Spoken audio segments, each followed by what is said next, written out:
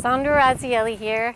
Today I'm at Lake Harriet, one of my all-time favorite places in the world, to just sit and also to go for a walk. And you'll see a lot of other people like this place too, to go for a walk. So it's inspired me today to share with you a practice that you can do to prepare for going to walk that doesn't need any props. And you can do it in shoes, but I recommend doing it barefoot if you can. So we're going to start in mountain pose. Go ahead and lift your toes, feel the base of your toes rooting down, your spine lengthening up. Take a nice breath, bring your toes on down. And just feel that sense of grounding down to lift up. So when we walk, we're going horizontally through the world. We can maintain our sense of verticality as well. So, of course, we're in much more than two planes, but we start that way. Again, feel your feet grounding down, lift your toes, bring your hands to your hips. Encourage your spine to lengthen up. And then bring your toes on down. Take your arms by your side. Reach the fingertips down as you lengthen the spine up. Right, and then let's get ready to move a little bit more. Take your feet a little wider than hips distance apart. Let's get the biggest joint in our body, the hip joint, moving and grooving. So start with some hip circles. I'd say go 4 times to the right. And then switch directions 4 times to the left.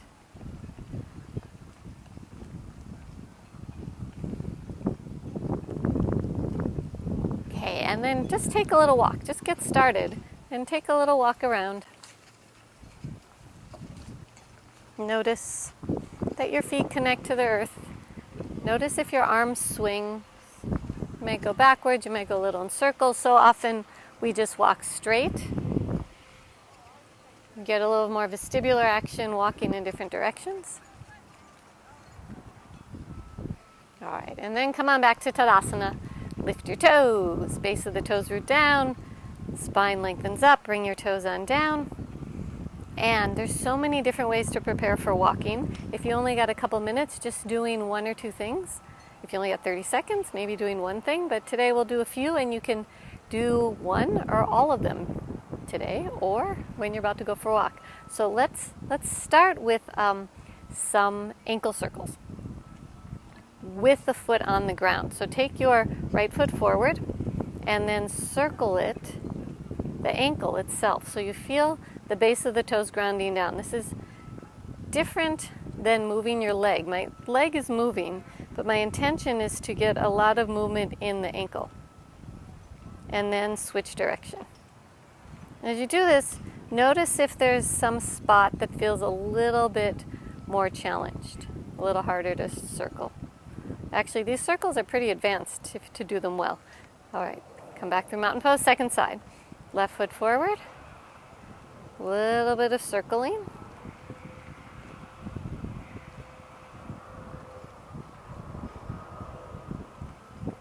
And being able to move your ankles in all sorts of directions helps with balance a lot, especially if you're walking on uneven surfaces or if you trip. Having the ability to move in all these directions can help you right yourself. And get back to center. All right. And then, let's isolate it a little bit. So we did the full circle. Let's do some ankle tilts. So start by taking your left foot backwards a little bit, just a step back, and then tilt your right ankle out to the side. We'll do it 4 times. Then take your left foot out to the side and tilt the right ankle in 4 times. And again, if you find that one of these directions is not good for you, stick with the one that's much better. Then take your left foot back again. This time turn your ankle out to the side and do 4 tilts sideways to the left. And then internally rotate your legs so your toes are turning in and turn the ankle again. So we're trying to get all the different parts of the ankle. Those were just some. Let's do the second side. So take your right foot back and outer edge of the left ankle. Just tilting the ankle as much as possible. The leg will move, but try not to move the leg too much. Take your right leg a little more to the right. Tilt in with the left ankle.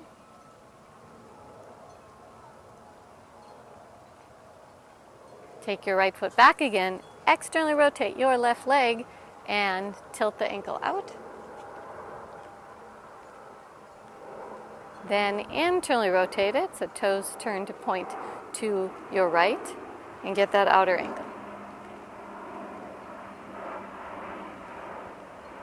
Okay, now come back to center and try those same ankle circles again. Is it a little different? Come onto the ball of your toe, go slow, getting around the whole ankle, circling. Can you minimize the movement of the leg and initiate the movement from the ankle? And then switch directions.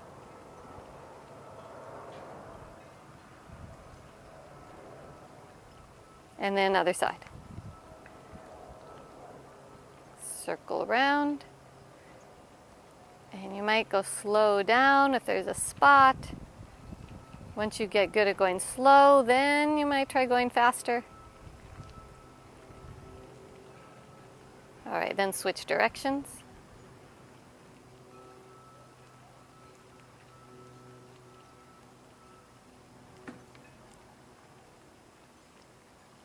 Okay, and then come back to center with your feet a little bit wide again. And now hip circles again, noticing that when you move your hips, the ankles are moving too. So getting the hip circles to be smoother by moving the ankles. All right, switch directions. 4 circles to the left.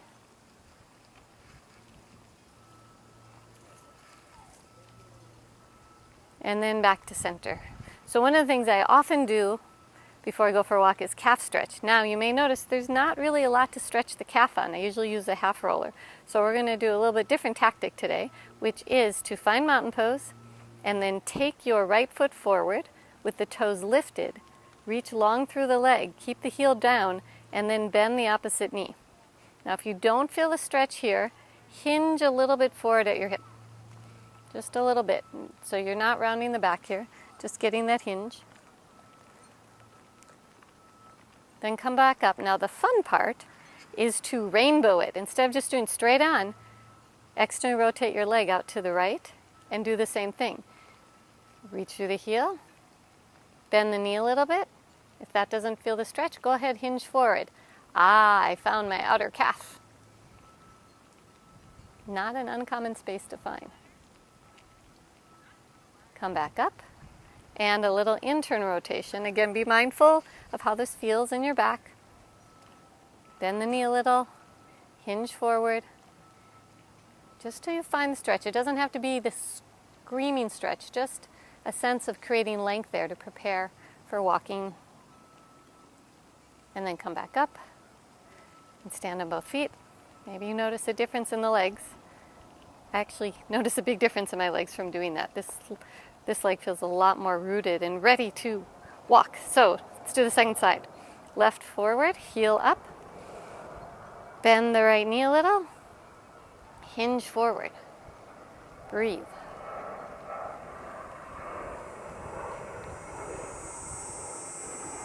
Good. Take your time with this. Come back on up. Rotate the leg out to the side. And then bend the knee a little. And once again, if you don't feel much, hinge forward. So you're not hinging sideways towards the leg right now. Hinging forward, getting the length in the outer ankle. Come back up. And then internally rotate the leg. Bend the knee a little bit. Hinge forward.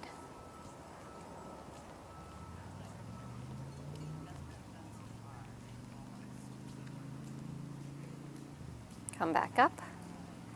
Good. And find mountain pose. Feel the feet, spine lengthening. Take your feet a little bit wider. Now we're going to do a little bit of movement throughout the body, rocking back and forth. When we walk, there's actually a little bit of a twist. And this movement helps with that. But what I'd like you to do is to make sure you don't keep your feet flat. So start by lifting one heel at a time and going side to side. Start slow. Initiate right now from the foot and let that ride all the way up. As you go, let your arms be relaxed so they can just swing side to side. And then you can begin to make it a little bit bigger. Allow it to ride up your spine.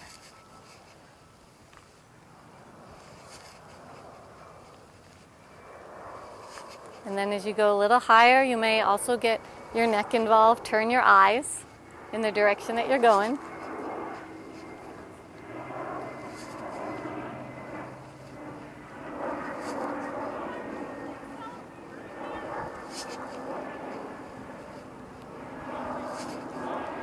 Okay, and then come on back to center, slowing it down. Take a moment again back in mountain pose and roll the shoulders. Nice big shoulder rolls. Actually, let's do what I call the penguin. So take your shoulders up by your ears, so you squeeze, squeeze, squeeze, so that you can flap your hands, but your shoulder blades are up, and then squeeze your shoulders back. So your shoulder blades squeeze back again, no tension in the hands. They just can hang there. And then squeeze your shoulder blades down your back. As you do that, encourage your spine to lengthen up. Let's do that again. Take the shoulders up, squeeze them back, take them down, and then begin to circle.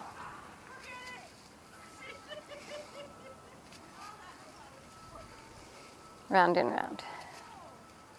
All right, so we've done the feet, we've done the hips, we've done the shoulders, there's a little bit of the spine, there's a lot of places in between.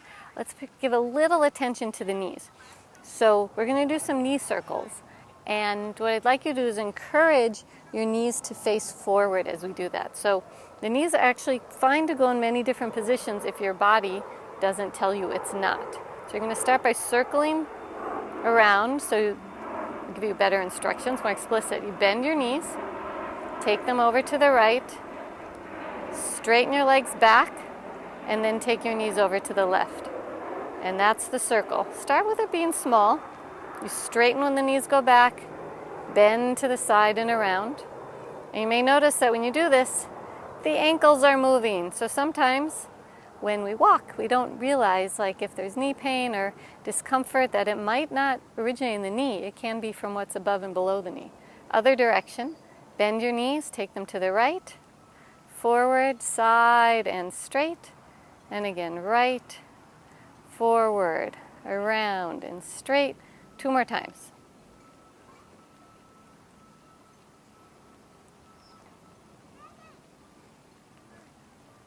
Back to mountain pose. All right, so walking, of course, we're going forward, but sometimes it's nice to just take up some space the other direction. So take your arms wide, legs wide. Time for big asana, taking up lots of space. Roll your arms so your palms face up. Good. From the space between the shoulder blades, look out over your right hand. Come back to center. From the space between your shoulder blades, look out over your left hand. Come back to center. Bring your hands to your hips. Turn your left leg in, the right leg out. Just a few gentle bending and straightening. Getting the length in the back leg. Let's focus on the length in the back leg because that's actually important for walking. So as you bend the front knee, long reach through the back leg. And then come back up. We'll go the other side. Right leg in, left leg out. Long reach through the back leg grounding down, encouraging your spine to lengthen up.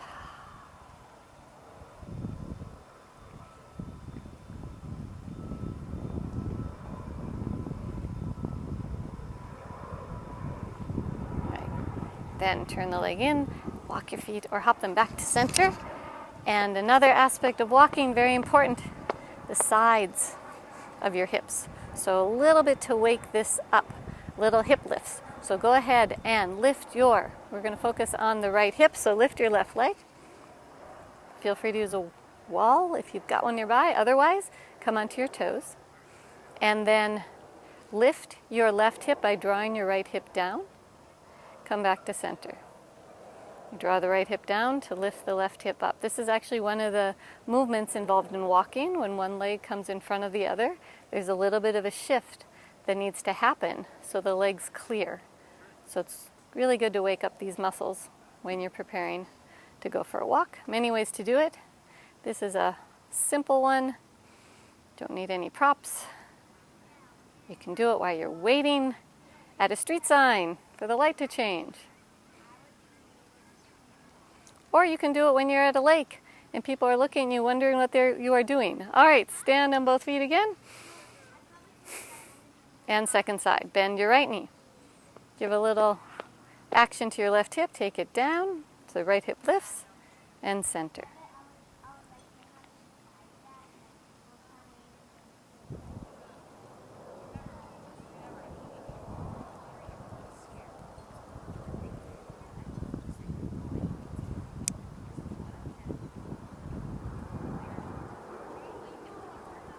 And then release. Give it a little shake and shimmy. Good. And then let's go back to the feet. Another good thing to do is open up the tops of the feet because there's all those bones there that don't move a lot, and especially when we wear shoes. So take your right foot back. Press the top of the right foot down into the ground. Encourage your spine to lengthen. Now when you do that, take your right hand to the right hip point and lengthen the front of the thigh down a little as you lengthen your spine up, being careful not to pop the ribs forward. And then release a little, take the leg a little further back. Get a little more length at the front of the thigh, a little more length in your spine.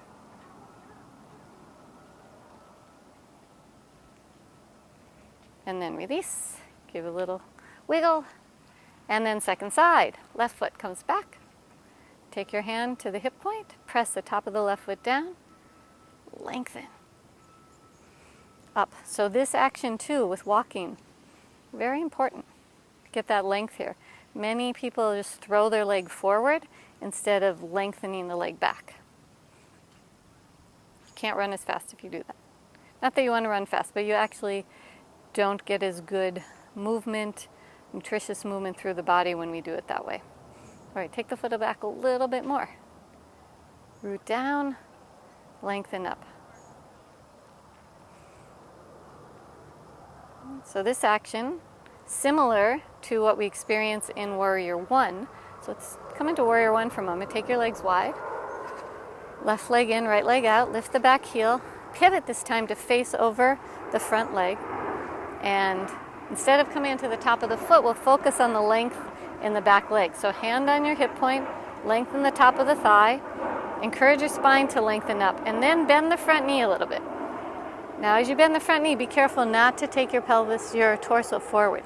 Keep the length here, keep the lower ribs stable as you bend the front knee. And breathe.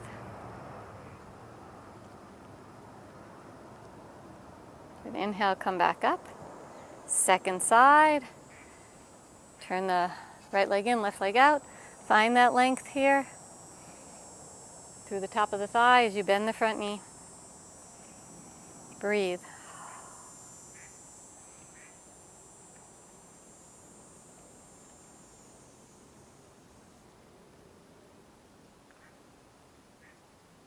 Come back on up. And roll your shoulders again. Let's go back to the upper body just a little bit more before you go on your walk. Is a little bit more of the arm swing. So let your arms swing a little forward and back. Not let, actually encourage. But you may notice that if you swing it back, it comes forward automatically.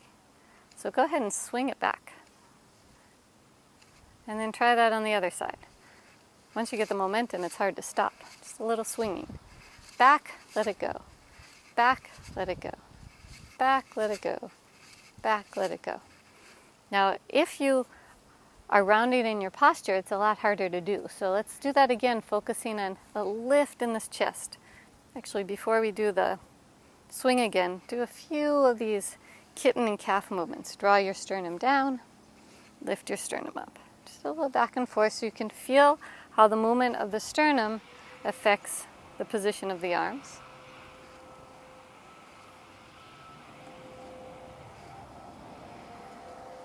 Okay, and then come back to that swing.